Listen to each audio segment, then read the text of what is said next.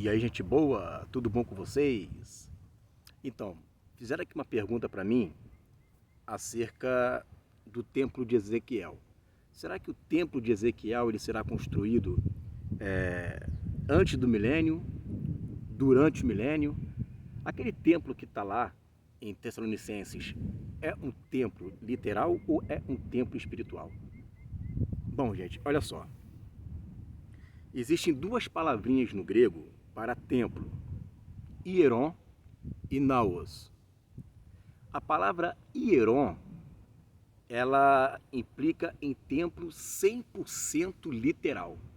Você pode ler lá, por exemplo, em Atos capítulo 3, você vai ver que aquele aleijado, ele ia ao hieron, ele ia ao templo.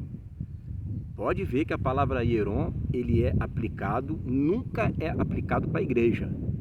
Ele sempre é aplicado para um templo físico, para um templo realmente, né, construído por mãos humanas.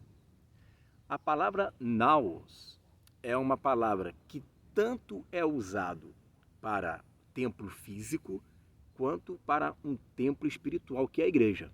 Você vai ver Jesus usando essas palavras lá nos evangelhos para os templos físicos quanto para o seu próprio corpo. E Paulo também utiliza essas palavras tanto para um templo físico quanto para o seu próprio corpo.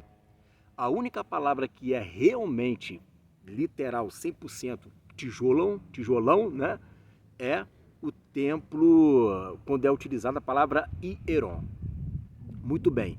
Qual é a palavra que é utilizado lá em Tessalonicenses, quando ele fala que ele se assentará no templo de Deus?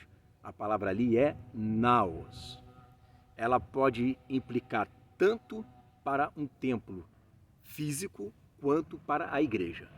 Ela pode ser utilizada para essas duas linhas de interpretação, tanto o templo físico quanto para a igreja. Muito bem. Sendo assim,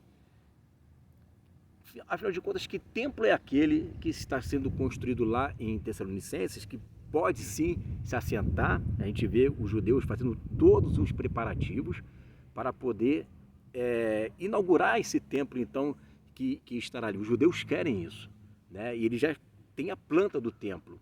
O que eu penso? Que aquele templo que eles estão construindo lá, que eles construíram não, que eles já estão começando, né? Dizem que já tem até o alicerce já pronto, né? Que começa a construção por debaixo. Aquilo não tem nada a ver com o templo de Ezequiel. O templo de Ezequiel, para ser construído, para começar, tem que primeiro retirar os mortos. Você imagina, gente, a grande tribulação, né? Não somente a grande tribulação, mas a grande tribulação, juntamente também com tudo que vai ter ali, né? No período do Armagedon também, todos esses dois movimentos fortíssimos que vão acontecer ali, que é o da grande tribulação e também do Armagedon, todos esses movimentos vão fazer com que a terra de Jerusalém se torne um verdadeiro caos. Caos de morte, caos de ossos, que você já leu lá em Ezequiel capítulo 39, que se levarão 7 meses para se enterrar os mortos. Você imagina isso, né? Então, será é como que se fosse construir algo que é santo, algo que é puro, algo que não pode haver profanação, e de repente você vê lá, né,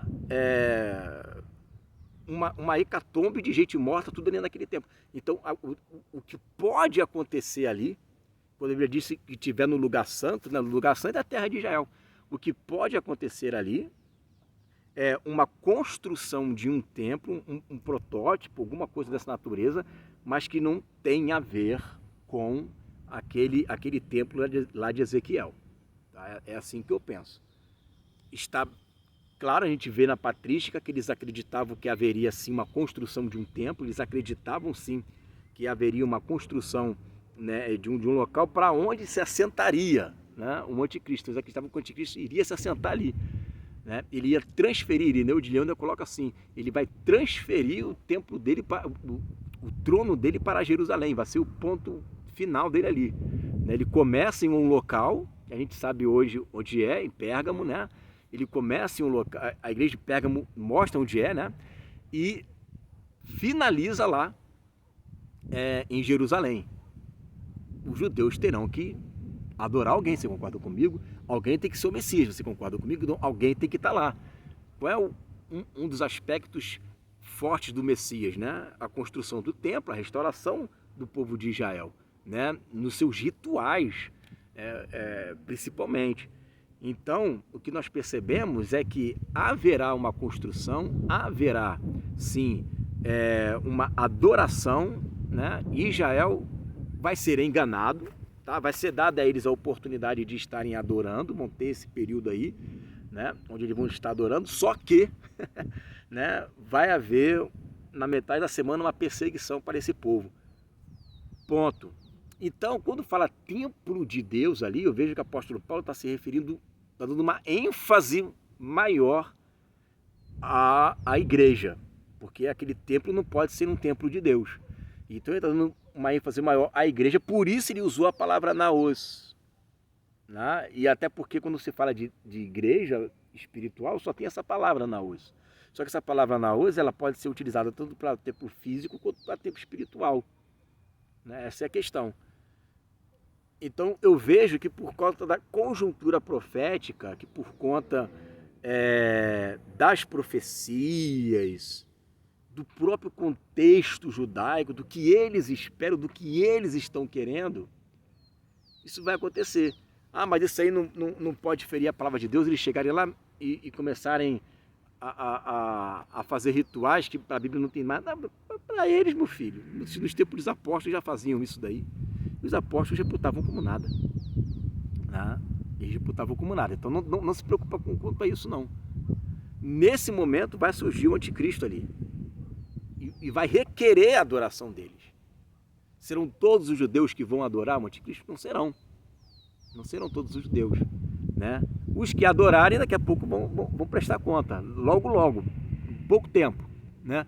Agora, os que não adorarem, esses que não adorarem vão ser perseguidos, eles terão que ir para os montes, né, para poder fugir ali da perseguição, eles vão ter que se cumprir a profecia, né, vão ter que fugir para os montes, e ao fugirem para os montes, ali é de lá que virá o socorro virá de lá, o Senhor vem do céu junto com todos os santos, a igreja e os anjos, e vão salvar Israel desse momento de perseguição, de cativeiro, de tudo isso daí.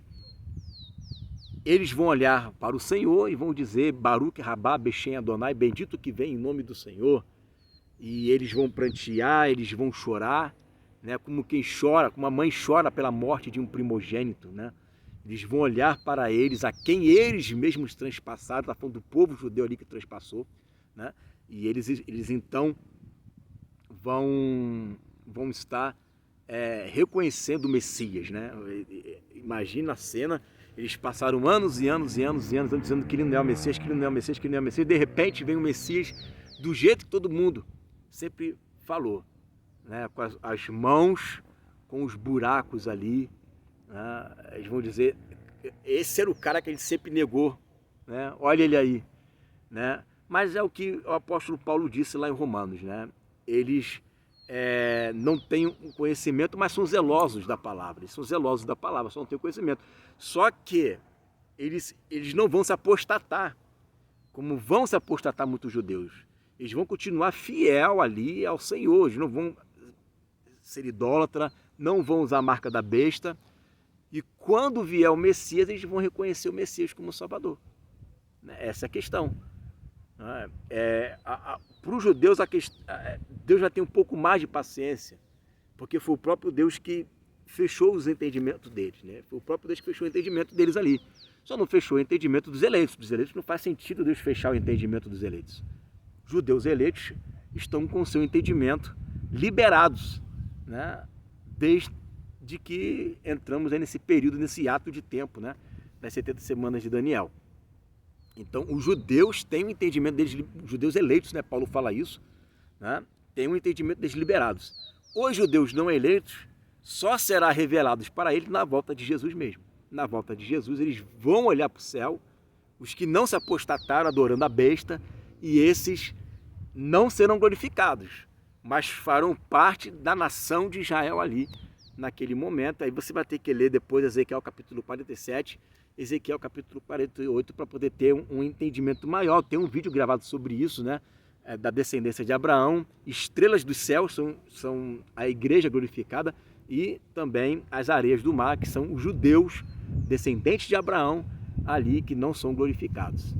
Certo, gente? Então, tá aí respondendo aí esse questionamento. Amém? Fique aí com essa palavra em nome de Jesus.